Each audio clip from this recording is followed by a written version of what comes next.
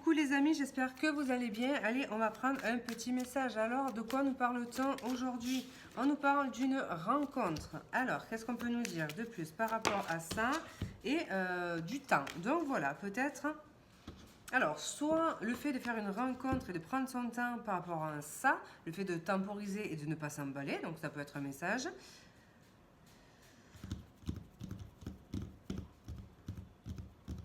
Ça peut être aussi cette notion de se dire que c'est le moment, hein, c'est votre moment pour une rencontre et de se dire aussi, ben voilà, peut-être que vous espérez faire une rencontre, qu'il va falloir encore un petit peu de temps avant que celle-ci ne se mette en action. Pourquoi? Eh bien parce qu'il y a des choses à laisser derrière, de la toxicité, alors peut-être des vieux schémas à travailler, à soigner, peut-être un ex aussi qui...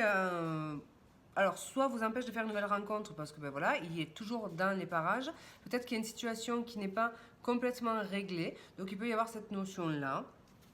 En tout cas, on voit que il y a une nouvelle opportunité. Il y a bel et bien quelque chose qui va venir à vous. Donc, qu'est-ce qu'on peut nous dire par rapport à ça? Donc, allez, on va prendre, hop, celui-ci. Alors, qu'est-ce qu'on peut nous dire par rapport à cette nouvelle rencontre? D'abord, avant d'avoir cette nouvelle rencontre, il y aura la nécessité de se reposer, de prendre un temps pour soi. Donc ça peut intervenir aussi pendant une période donc, de vacances, d'arrêt maladie. Mais il y a surtout cette nécessité, je pense, puisqu'on vous dit de prendre votre temps avant peut-être de faire une nouvelle rencontre, de prendre du temps pour vous, vous reposer, vous soigner, retrouver de la légèreté. Donc il peut y avoir cette notion-là. Qu'est-ce qu'on peut nous dire du coup par rapport à cette rencontre? Il y a quand même quelque chose de débutant. Ça peut être avec un signe d'air. Il peut être question aussi de mots qui seraient échangés.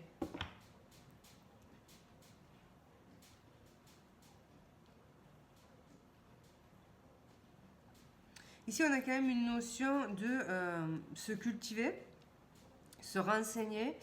Voilà, le fait de lire des bouquins peut-être. Alors des bouquins ou autres sur, voilà, sur quoi?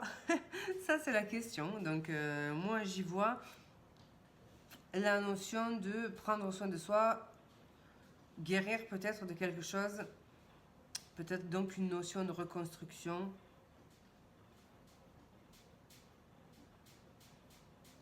Alors qu'est-ce qu'on peut nous dire du coup par rapport à cette rencontre? Encore un valet. Bon. Ici, il est question d'être aussi à l'écoute de son enfant intérieur, d'écouter également ses émotions. Il y a quelque chose de débutant qui suscite de l'intérêt ici, qui suscite de l'émotion ici. Donc voilà, il y a quand même quelqu'un qui vous interpelle ou qui va vous interpeller. Alors, qu'est-ce qu'on peut nous dire de plus par rapport à cette situation?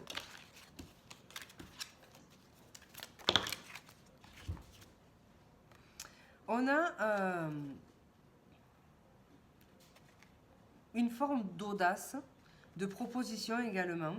Alors, il peut y avoir une proposition d'invitation, mais il y a quelqu'un qui ose proposer quelque chose. Donc voilà, il peut y avoir cette notion-là.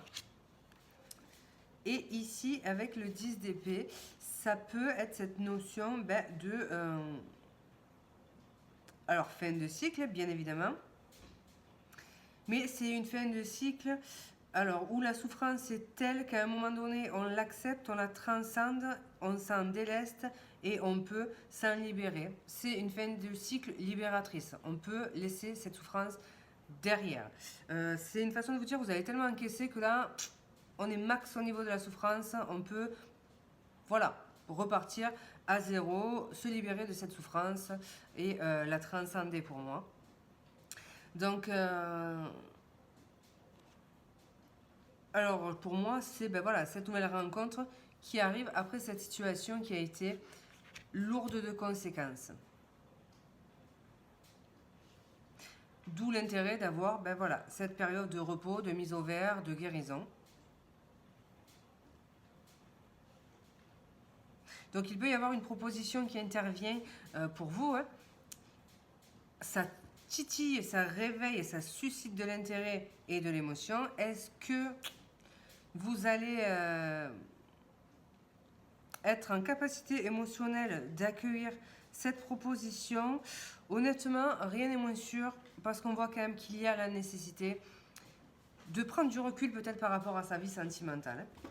On a besoin peut-être de, de travailler ou d'encaisser encore cette souffrance. Donc, on n'est pas encore peut-être enclin à accepter une aventure amoureuse. D'où cette carte du temps. Hein. Donc voilà, hein, peut-être le fait, ok, il y a quelqu'un qui vient, mais vous avez besoin de temps. Donc ça peut être cette notion-là. Ce qui ne veut pas dire que vous allez mettre un stop à cette personne radical et définitif, mais peut-être temporiser, faire comprendre à cette personne que ce n'est peut-être pas le moment pour vous, justement, d'accepter une éventuelle nouvelle histoire d'amour.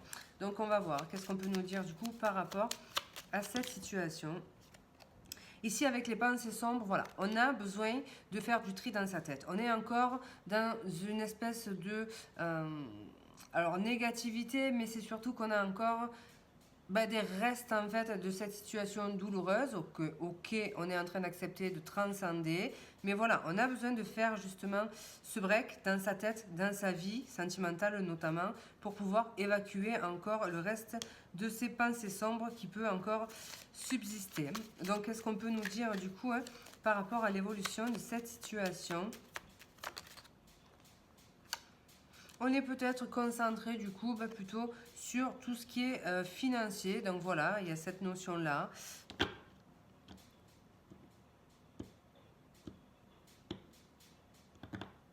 Ouais, on peut vraiment être axé sur le financier. Alors pourquoi le gain d'argent dans cette situation?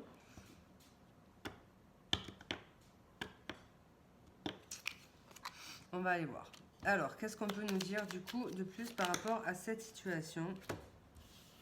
Donc si on a vous, la personne principale, et on a un changement. Peut-être que actuellement on est peut-être plus concentré sur sa vie matérielle pour pouvoir mettre un changement important en place. Donc voilà, il peut y avoir cette notion de devoir gagner de l'argent pour enclencher du coup justement un changement. Moi, ce que je voudrais savoir, c'est si on va accepter finalement cette relation avec cette personne, accepter de laisser à nouveau rentrer l'amour dans votre vie. Ici, on a, alors le gentleman, en face, on a quelqu'un, on a quelqu'un qui peut aussi avoir donc un statut, de l'argent, mais on a quelqu'un surtout qui n'est pas visiblement avec de mauvaises intentions. Donc là, on a quelqu'un qui pense énormément à vous. Alors, qu'est-ce qu'on peut nous dire, vous, par rapport à... alors, personne fausse pour moi, parce que j'avais demandé vous par rapport à tout ça, vous vous méfiez quand même. Alors, qu'est-ce qu'on peut nous dire par rapport à cette situation? Est-ce que vous allez accepter les avances ou la tentative justement d'approche de cette personne? Moi, c'est ça que je voudrais savoir du coup. Il y a quand même des échanges agréables. Donc voilà, il y a quelqu'un très investi qui va vous courtiser, peut-être vous envoyer des messages, peut-être prendre le temps de prendre de vos nouvelles. On peut avoir quelqu'un alors qui vit à distance. Enfin voilà, donc qu'est-ce qu'on peut nous dire du coup par rapport à cette situation? Alors ma question c'était de savoir votre réponse à la sollicitation de cette personne. Est-ce que vous y répondez favorablement ou est-ce que définitivement vous avez besoin de prendre du temps? Vous restez quand même réfléchi et vous analysez la situation détachée de l'émotionnel et vous pouvez trancher, couper court en fait à cette proposition. On voit que vous êtes détaché de l'émotionnel en fait. Ici, il y a... on n'est pas dans l'émotion, on n'est pas dans l'émotion, on n'a pas besoin de ça pour l'instant, donc il est possible que vous coupiez court à cette situation parce que ce n'est pas le bon moment pour vous. Vous avez besoin de repos, d'accepter et d'évacuer cette grande souffrance que vous traversez. Les amis, courage, un gros bisou et à bientôt.